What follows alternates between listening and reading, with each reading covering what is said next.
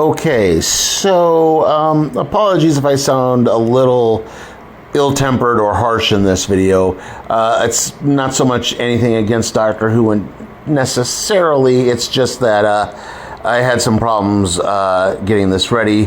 Basically, I was trying to upload my pictures to Google Drive to make sure they were safe, and inadvertently deleted them, and then had to work really hard to restore them, and that was very frustrating. So yeah, apologies if that happens. Like I said, if I come across as being maybe a little harsh, it's just like I said, I'm frustrated, I'm tired. I got to try to get this done before I go to work. And added to all of that, we have a thunderstorm moving in, and I don't know if how bad it's necessarily going to be. It is a big red cell on the weather radar right now, so again, it might not be great. But yeah, so if you hear a thunderclap in the background or something, you know it started. And there will be an update towards the end. Also, I'm going to try not to be so blow by blow on this Doctor Who season, but yeah, like I said, I'm not going to try to go through every episode here, but I'll try to touch very lightly on them rather than what happened with Daredevil.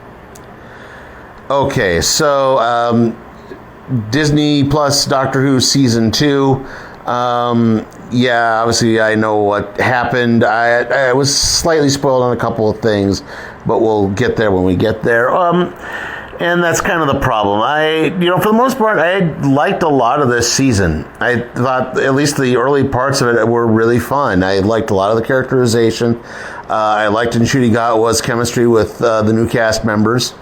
The stories were mostly good. I do like how some of them did tie back to previous stories. And then it kind of went off the rails a little bit. It just sort of fell apart in ways that I really left me with a sour taste in my mouth. And I understand there's things that are just kind of out of everyone's hands, but we'll get there when we get there again. But yeah, I am including the Christmas special in this. I guess technically that would be part of its own separate thing, so it's not part of the season, but I am including the Christmas special. And like I said, I thought the Christmas special was fun. I love the idea of the time hotel and it sort of just being out of time and the portals and everything, and the fact that the Doctor has to go through like a year-long time loop just to fix something. I loved the character of Joy. I thought she was really fun. I understood her pathos and why she was depressed. And I do think, I hesitate to say mental health, but that sort of thing really did play as a running thread throughout this season. Sorry. Anyway, yeah, like I said, there was a kind of a running thread with mental health throughout the season. And then added to all of that, the next episode, Robot Revolution, with the introduction of Belinda Chandra and the fact that the Doctor met one of her descendants, and understanding that this was kind of playing a big role. Other than, like when, the Doctor regenerated into Peter Capaldi, and then suddenly realized he had regenerated into this guy he had met during the eruption of Mount Vesuvius in Pompeii. And I was just like, why did I choose this? And then it just shows it, and it's like, okay, I never really understood that. But yeah, that was, like I said, I kind of liked that aspect of it. I thought, the fact that, Belinda really, really wanted to get home, and she was trying to get, and she was really forcing it, and she was trying to explain everything, and it seemed like maybe the Doctor wasn't listening, and that paid off in a very unique way at the end. But yeah, like I said, overall, really fun. I do like the idea of the tacky buy a star for someone actually did play into it, and that she was supposed to be queen of this planet that was near said star. I like that aspect. I know there's a depiction of individuals in this that maybe wasn't the most flattering, but at the same time, it does kind of also fall into that understandable aspect. You go with someone thinking they're, they love you, and then, oh, no, wait, they didn't, and I can understand the hurt in there at least. So yeah, like I said, and then obviously the next episode after that was Lux, which is the episode with all the animation. Mr. Ring-a-Ding, voiced by Alan Cumming, I believe. I thought that was really fun. Again, remembering that you're beaming back, you have two colored individuals beaming back to the 1950s and having to put up with a lot of that, to the fact that Linda, who is obviously South Asian, is thought of as being Cuban. Just again, playing with that, the animation was really good. The blending of the animation with live action was really good. Again, a story that had some really good pathos with the film projectionist just wanting to be with his late wife again, and having to ultimately make that sacrifice to live without her. Again, was, I think, really good. It had some great moments in it, and again, a really good start to the season. After that, the next episode, which was The Well, which was the sequel to a 10th Doctor story called Midnight, and the way that worked, and it definitely played up the horror pretty well. The only problem, I think, is that it got a little repetitive. After a while, it just kind of started to grind its gears, and eventually I did like how they seemingly defeated the creature, but then it, of course, ends on the stinger of, well, yeah, maybe they didn't. And then we lead into the episode that it did kind of leave a sour taste in my mouth. Not necessarily because it was bad, but just because it just kind of hit the wrong notes for me. And that's Lucky Day, which is the return of Ruby Sunday. This is the Dr. Light episode as well. Again, why are we having Dr. Light episodes if we're only having 8 episodes a season? That just doesn't make any sense. Like, just doing a bottle episode, in a single setting, that would probably save just as much money as just not have the Doctor in the episode. But yeah, that is the Ruby Sunday finds this podcaster who is looking for her, and it turns out he had interacted with her during a meeting with a group of aliens called the Screen, who have marked them as their next prey, only for this to eventually be revealed that he is this ultra conservative, very bigoted, anti-unit guy running a group called Think Tank, who's live streaming everything, seeking to humiliate them and discredit them. And it just kind of gets darker and darker and more aggravating. And like I said, the episode is not necessarily bad. It's just, again, I think because, that has become so prevalent in our culture today, I sometimes need to try to escape from that as best I can too. And so if I'm watching something, I'm trying to get my mind off stuff like that. And yet here's Doctor Who really dragging me back into it. And it makes me upset, it makes me angry. And, obviously it's meant to, but, when I get angry, it really stews in me for a while. And so that's kind of what happened here. The next episode, which was the Story and the Engine. This is set in Nigeria. I do like this again playing off the Doctor being a person of color now, and him going to a place where he can relate to people, having someone that he had saved in the past, I don't know if it was necessarily a past incarnation, but saved in the past, who had befriended him, and then meeting this weird barber who it turns out was human, and a storyteller who had told stories of the gods, who now felt like they owned him. And I kind of liked that angle and the twists and turns it took. Again, playing in with Anansi, the god of stories, I thought was really interesting. I mean, the one thing is, of course, Anansi's kind of the one, I guess you would say, West African god that has permeated American popular culture, at least. In many ways, not just through the one you might be thinking of. But still, like, I do think it did a good job. I think it just ran a little too long. It was one I wish was maybe just a little bit tighter. Like, I think it got a little repetitive where we're constantly,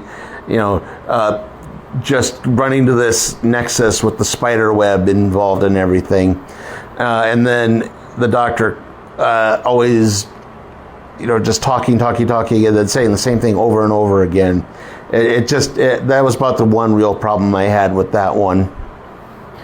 And then we lead into the Eurovision in space, basically. I can't remember the exact name of it. Is it the Intergalactic Singing Contest or something like that? Yeah. Excuse me. Like I said, Eurovision in space. This episode was actually really fun. Even if you're not entirely familiar with Eurovision, you've probably heard of it at this point. Thanks to the internet, what was once literally just a European thing has gone all over the world and is now a big deal. I like that the Doctor and Belinda are both really into it. I like the joke of the cryogenically frozen host who has to be unfrozen every year to host everything.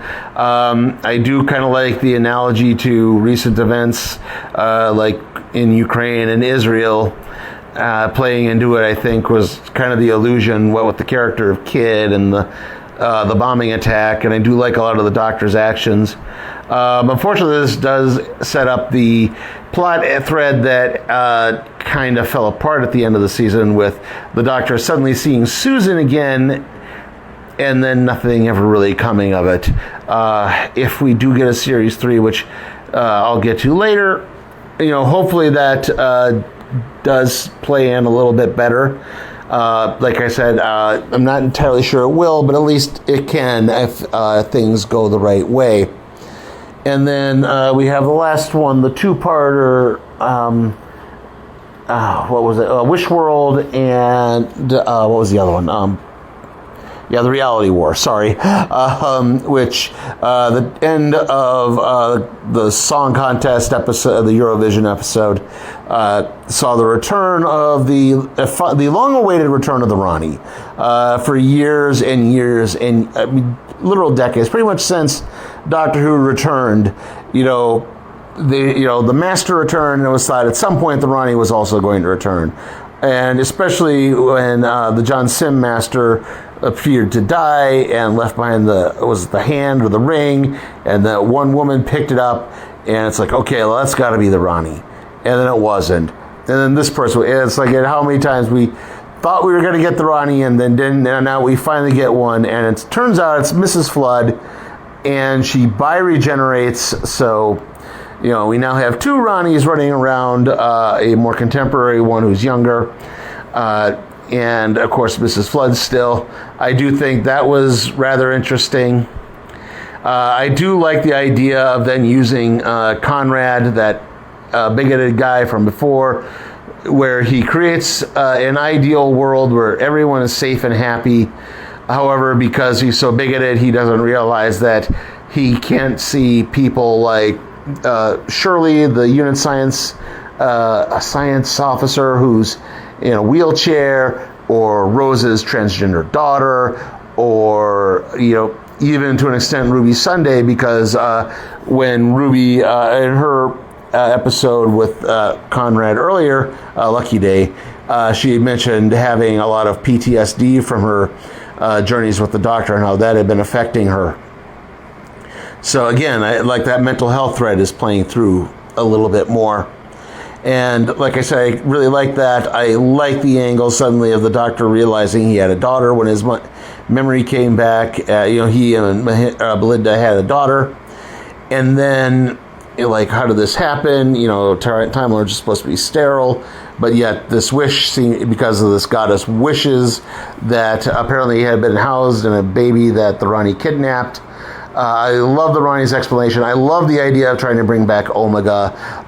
That is a character from the Three Doctors and Fifth Doctor story called The Arc of Infinity. I always thought was, again, really underrated. As a character I really would have liked to have seen return. And we do get him for the briefest bit. He doesn't have to house the whole story, which he doesn't. But again, when he plays the way it does, of course, he immediately turns on both the Ranis and kills them, apparently. No, wait, Mrs. Flood actually gets away, so she can regenerate again. Hopefully the Rani will not become the new Master and just start popping up all the time, because that did get a little tiresome. Like, okay, we've gotten the Rani back. Let's wait a few years and then see if we can get her back in a new form after that. But yeah, and again, I love the way the Doctor starts trying to, because they have to keep repeating this day over and over again in order to wear the thread of time out. The Doctor now has all his memories, and he sets about immediately trying to fix everything, while also trying to protect his daughter Poppy. And you see this playing out the way it does. And I will say this. For the problems I may have with the end of the episode, I think the twist with Poppy was actually pretty well done. I love the idea that, again, Poppy disappears, and it's like, oh, geez, did they really screw this up? He did everything where it looked like he finally saved her, and then, again, just that kind of gut punch. But then when he starts to fix things, and I'll get into how that works, and he does manage to bring her back, you realize, oh, she was never the Doctor's daughter. The reason why Belinda was so insistent on getting home was because she's a single mother.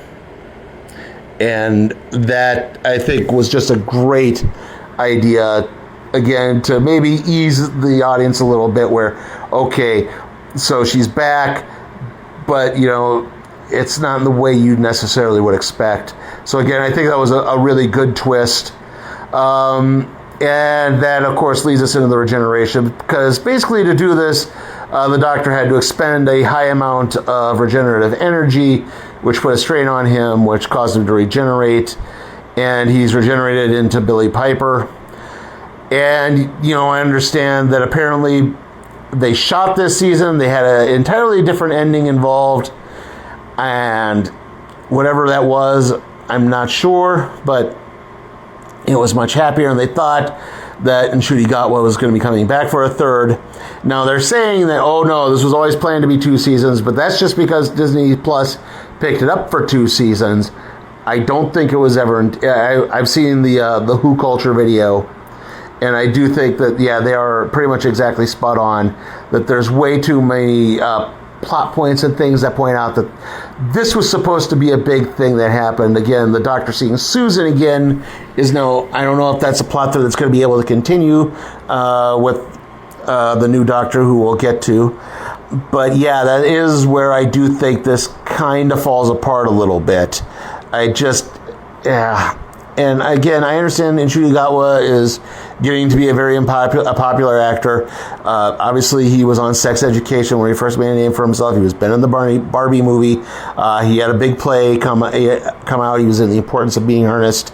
Apparently, he had to turn down a very lucrative perfume commercial because of his commitment to Doctor Who. So I don't fault him for leaving. But that being said, I now kind of have to, unfortunately, look at this as kind of a failure. When a Doctor doesn't have a long run, it just leaves fans, kind of lacking sometimes. And that's, I think, true in a lot of cases. Obviously, Colin Baker, everything that got aborted there, the big hiatus, and then he just gets unceremoniously fired and, will not even come back to do it, understandably so.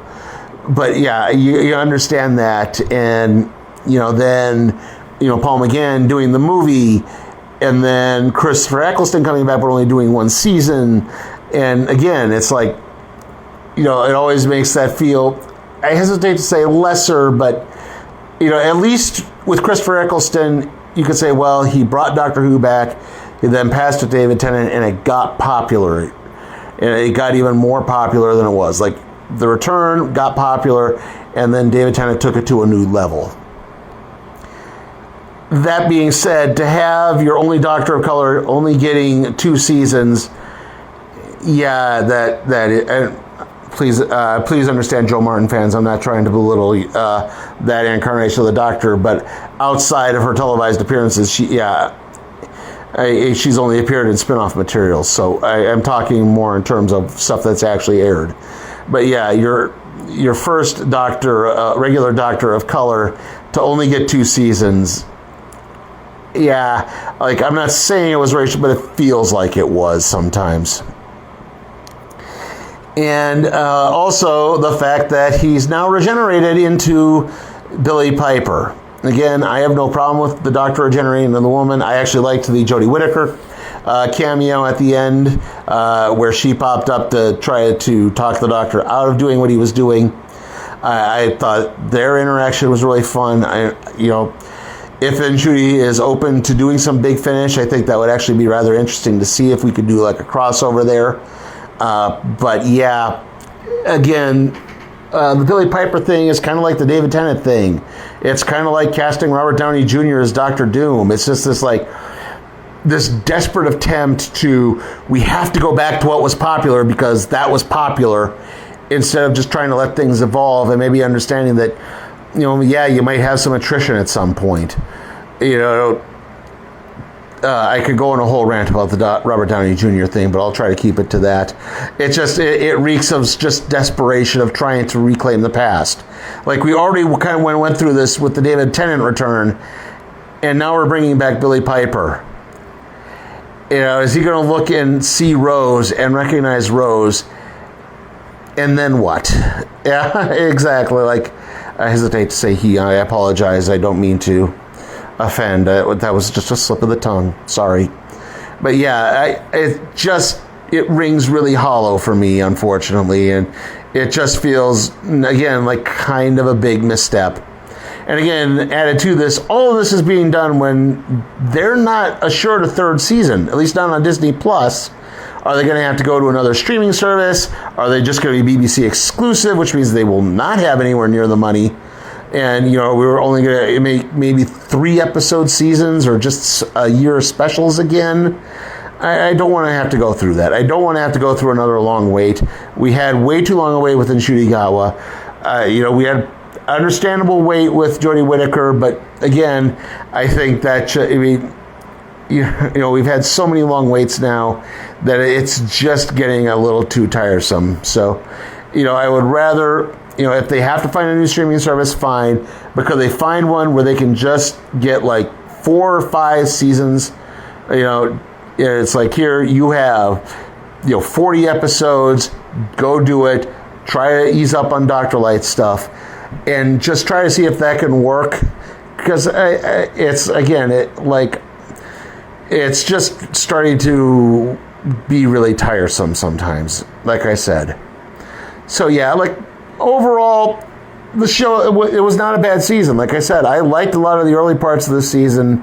I soured on bits, but that wasn't necessarily because I thought they were bad. It's just they left me feeling angry, and I don't like it when things I'm supposed to like leave me feeling angry. So yeah, I unfortunately overall have to give Doctor Who Season 2 a C. Like I said, I might go up to a C+, maybe I'll go C+. I don't think I can go up to a B, really. Unfortunately, I thought the glaring problems were just a little too glaring, so I do have to bump this down to being maybe slightly above average. Okay, so obviously that was way longer than I thought it was going to be. I probably pushing 20 minutes at this point. My phone screen is black. That's how I'm recording this. Anyway, if you haven't read the posts on the channel page, my computer is coming back. It was sent out like Friday evening, so I don't know when it's necessarily going to be here. It's 3 to 5 business days. I am recording this, Monday morning. I finished Doctor Who Sunday night. So yeah, I don't know exactly when it's going to necessarily be coming back. I'm thinking Tuesday at the earliest. I don't know if I'm going to have to re-download everything, but hopefully the next video is going to be the Marvel Masterworks Amazing Spider-Man Volume 2 Random Trade Review episode. Thank you, and see you all next time.